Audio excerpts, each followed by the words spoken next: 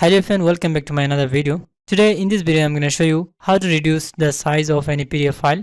Before you start the video, please don't forget to subscribe to our channel and press the bell icon to get more this type of important video. So let's get started.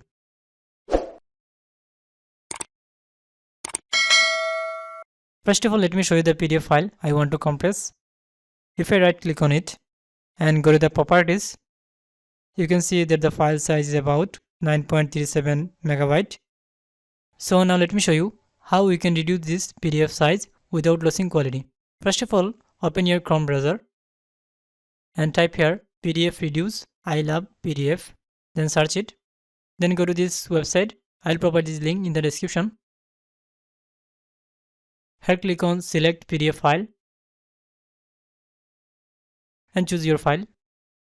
You'll find here three options for compression, but I recommend choosing the second one as it compresses the size significantly without reducing quality. Then click on compress PDF.